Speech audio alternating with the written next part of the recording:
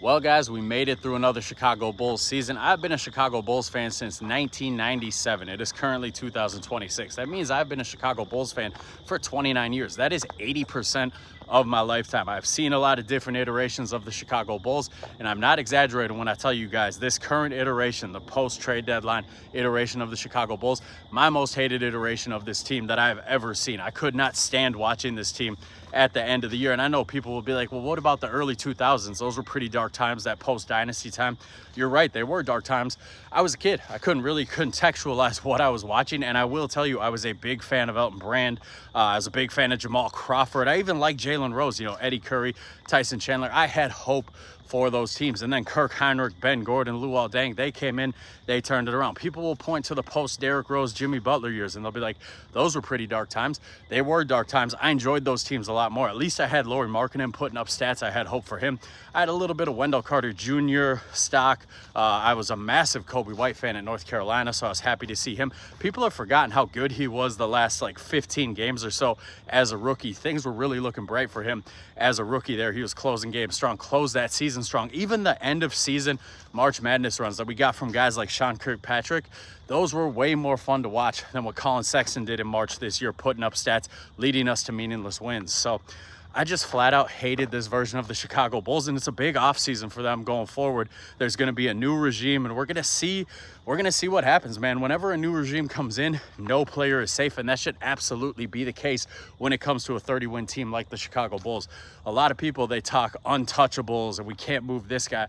I just firmly do not believe that on a 30-win team, there's a such thing as an untouchable player. I mean, Trey Jones was our best and most consistent player all season long. He had a fantastic season. He exceeded expectations. My challenge for Chicago Bulls fans this playoffs, watch every game and tell me what team would he be a legitimate part of their rotation in a playoff series. There's not too many, guys. Let's start with Josh Giddey too. I mean, the Josh Giddey question, that's going to be a major question for whoever the Bulls' new general manager is. And I'm telling you guys, I'm going to sound like a hater here. If they are somehow able to move off of Josh Giddey, I will rejoice. I will be so happy if they're able to do it. I just flatly don't enjoy watching Josh Giddey play basketball. His game is a little too clunky for me. I'm not saying he's a bad player. He is a good player.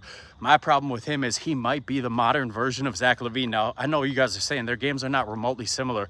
What the hell are you talking about? You're right. Their games are not remotely similar at all. But Zach LaVine, for years, he would put up stats on bad teams. And I would have Bulls fans in my mentions on Twitter telling me if you switched him with Devin Booker, if you switched him with Donovan Mitchell, those teams would have the same level of success. And I'd be like, you guys are just flat out wrong. Now, Josh Giddey, he puts up big stats on bad teams, and I get Bulls fans in my mentions telling me if you switched him with Tyrese Halliburton on the Pacers last year, if you switch him with Cade Cunningham on the Pistons this year, those teams would be just as good. That is just flat out wrong, guys. So Josh Giddey, he has a lot to prove, and my biggest question mark with him is we all know where he needs to improve. He needs to get more fluid as an athlete. He needs to get better off the bounce. He needs to develop a step-back game. Right now with him, it's either a catch-and-shoot three or it's finishing at the rim with a layup without much in between.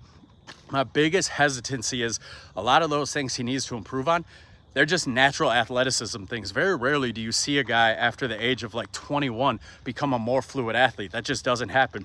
The fluidity of the jump shot, that's also something that doesn't happen. Even the creation off the dribble, the step back game, developing it that late into your career, especially Josh Giddey, he's been playing professionally since he was 15 years old. So we're talking about a guy, he's kind of is what he is. In my eyes, he's a finished product right now. And that's my biggest hesitancy with him going forward is the things he needs to improve on.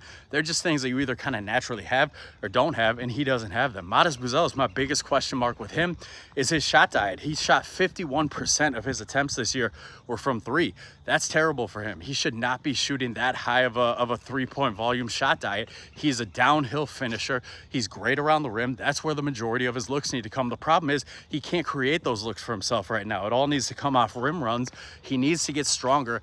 He needs to get better at playing through adversity. Right now, he gets the ball. He takes 1 to 2 dribbles. If the defender stands him up, he doesn't have a go-to move. He picks the ball up, and he ends up in no man's land. So that's what he needs to improve on going forward. And people will say, he's a future All-Star. He's a future All-NBA. I like Modest Buzelis. It's really hard for me to project that for him when I saw what I saw this year, when I saw the shortcomings. So people call him an untouchable on the roster. I'm not saying I'd give him away by any means, but if somebody was offering a top 5 pick for the Bulls' 10th pick in Modest Buzelis, doing that in a heartbeat. Noah Essengay, he's another player that people have hope for. I'm not there with you guys. I wasn't that high on him coming into the draft. He missed all of his rookie year. The only highlights we have from him are getting dunked on by Johnny Furphy in the summer league, and then Zion Williamson running through him in his only sustained action. So people will throw the G League stats at me.